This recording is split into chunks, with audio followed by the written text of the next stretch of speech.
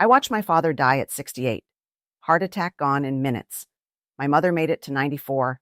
Sharp mind, steady hands, walked every morning until the week she passed. Same family, same genes. So, what made the difference? For the last 22 years, I've been a geriatric physician at Johns Hopkins.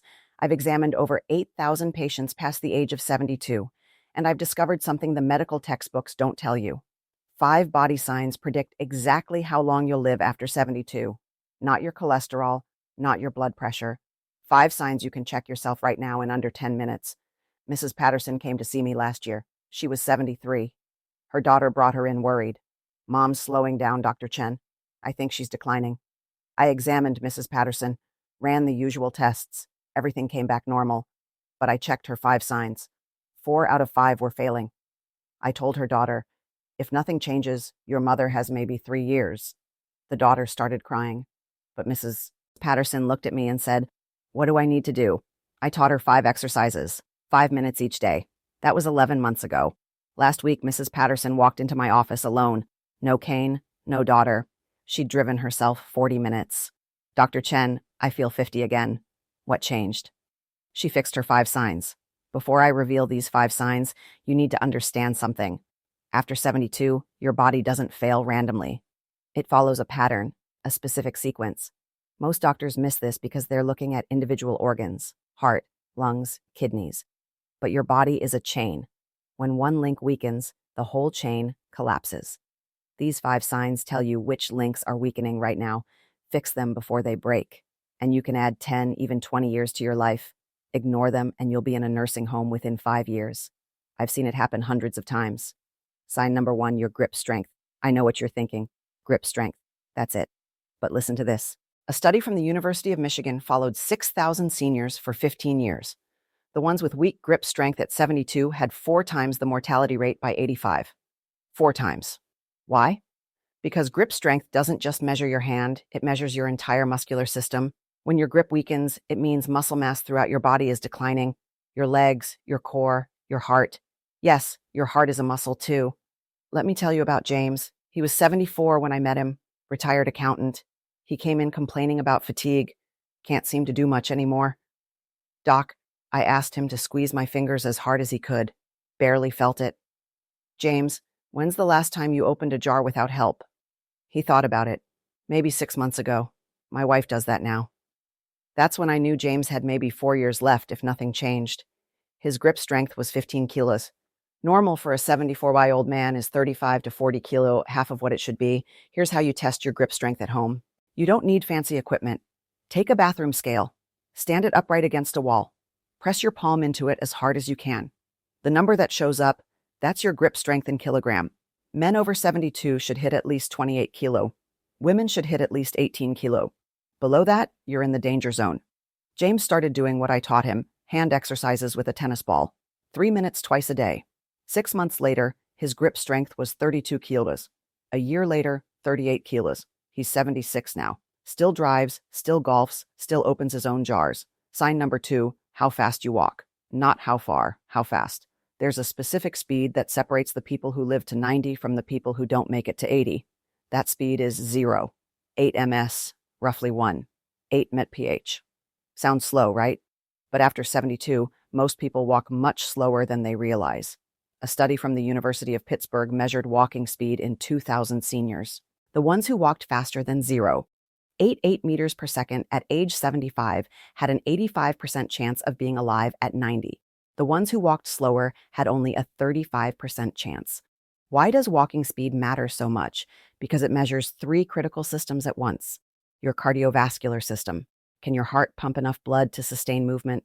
Your nervous system. Is your brain sending signals fast enough to coordinate your steps? Your muscular system. Do your legs have enough strength to propel you forward?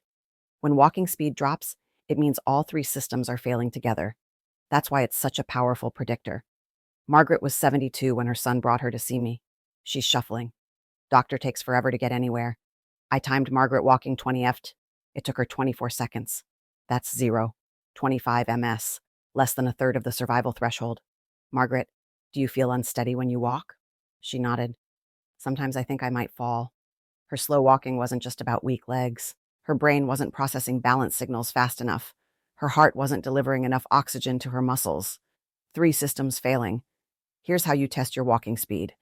Mark out 13 FT in your hallway. Use tape or just count floor tiles. Start walking at your normal pace. Not slow, not fast, just how you naturally walk. Time yourself from the moment you start moving until you cross the 13 FT mark. If it takes more than 5 seconds, you're below the survival threshold. Margaret started walking exercises, not long walks, short bursts of faster walking. 30 seconds fast, 1 minute slow, 5 rounds twice a day. Within 8 weeks, her walking speed doubled. Within 6 months, she was walking faster than she had in 10 years. But here's what most people don't realize.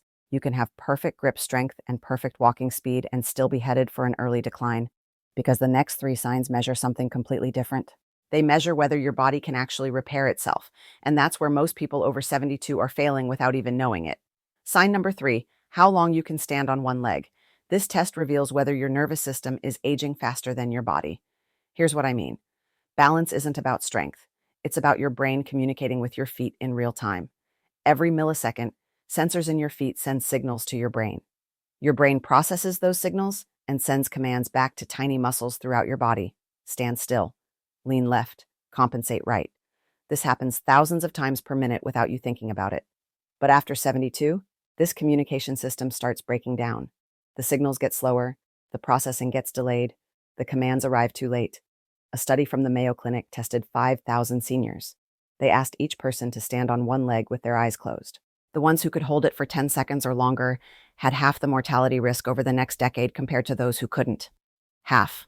Thomas was 73. He came to see me after his 3rd fall in 6 months. Doctor, I just lose my balance. No warning. I'm standing there and suddenly I'm on the ground. I asked Thomas to stand on his right leg. He lifted his left foot.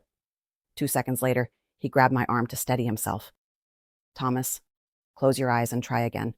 He couldn't even lift his foot. His brain couldn't maintain balance without visual input. That's a failing nervous system. Here's your test. Stand next to a wall or counter. Don't hold on, but keep it close in case you need to catch yourself.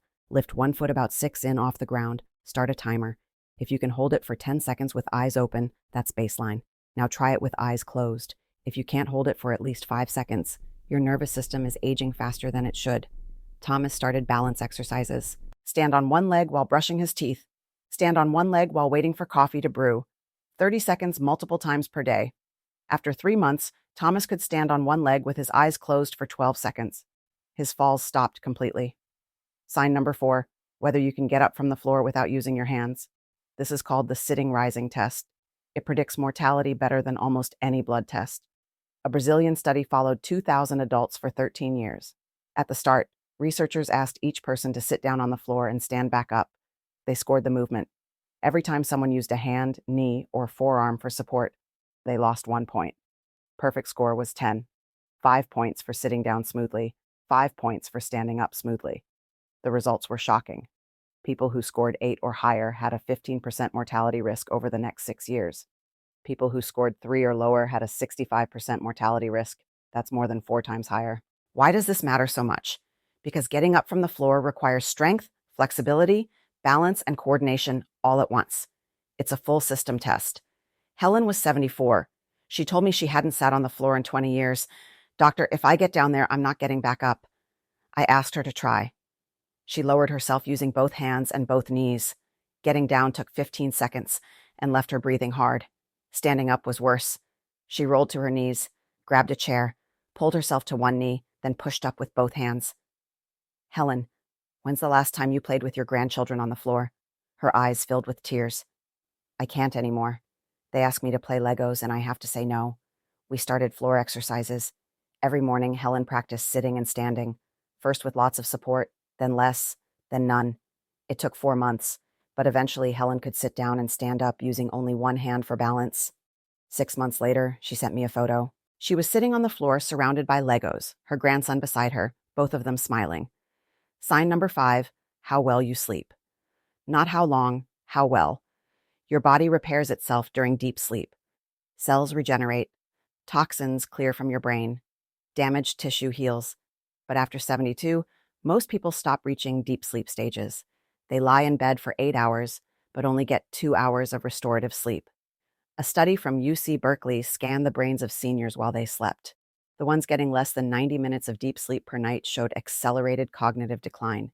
Their brains were aging 30% faster than seniors who got adequate deep sleep. Robert was 73. He told me he slept 9 hours every night but woke up exhausted. Doctor, I'm in bed by 9. I don't wake up until 6, but I feel like I didn't sleep at all. I asked Robert about his sleep environment. TV in the bedroom? Yes. Phone on the nightstand? Yes. Room temperature? About 74 degrees. There's your problem. Robert wasn't getting deep sleep because his environment was sabotaging him. Light from the TV suppressed melatonin. Phone notifications disrupted sleep cycles. Warm temperature prevented his body from cooling down, which is necessary for deep sleep. We made 3 changes: completely dark room, phone in another room, temperature at 67 degrees. Within 2 weeks, Robert said he felt different. I'm waking up actually refreshed. Within 2 months, his energy returned. He started exercising again. His memory improved. Sign number 6, whether you still have a purpose. This is the one nobody talks about, but it might be the most important of all. A study from Rush University followed 200 seniors for 7 years. At the start, they asked each person one question: do you feel your life has purpose? The ones who said yes had half the mortality risk of those who said no. Half. Just from having a reason to wake up. Purpose isn't about grand achievements. It's about mattering, contributing, being needed. When you retire and suddenly have nothing to do, your body starts shutting down. Not because you're physically declining, because your brain decides you're done. Margaret told me something I'll never forget. Doctor, nobody needs me anymore. My husband's gone. My kids are busy. What's the point? 3 months later, Margaret started volunteering at the library, reading to children twice a week. Suddenly she had somewhere to be, people who counted on her, a reason to get dressed. 6 months later, Margaret looked younger, moved faster, smiled more. That's the power of purpose. These 6 signs tell you everything: grip strength, walking speed, balance, floor mobility, sleep quality, purpose. If you're failing even one, your body is telling you something. Listen to it. Start today, because waiting another month, another year, might be too late. Mrs. Patterson walked into my office last month for her annual checkup. Remember her? The woman I told had maybe 3 years left. That was 11 months ago. She's now hiking twice a week. Her grip strength is 24 kilo. She can stand on one leg for 15 seconds. She gets off the floor without using her hands. She sleeps 7 hours and wakes up energized. And she volunteers at a food bank every Thursday. 5 signs, 11 months. A completely different trajectory. You have the same opportunity she had. Test yourself today. Grip strength with a bathroom scale. Walking speed across 13 FT, one-leg balance with eyes closed. Sitting and rising from the floor. Your sleep quality. Your sense of purpose. Write down where you are right now. Then start improving one sign at a time. You don't need to fix everything overnight. You just need to start. My father died at 68 because nobody told him what I'm telling you. My mother made it to 94 because she accidentally did most of these things right. She gardened, which kept her grip strong. She walked fast everywhere. She practiced yoga, which maintained her balance. She slept in a cold, dark room. And she had purpose until her final week. She didn't know why these things mattered. She just did them. Now you know why. Your body is sending you signals right now. The question is whether you'll listen before it's too all for you watched.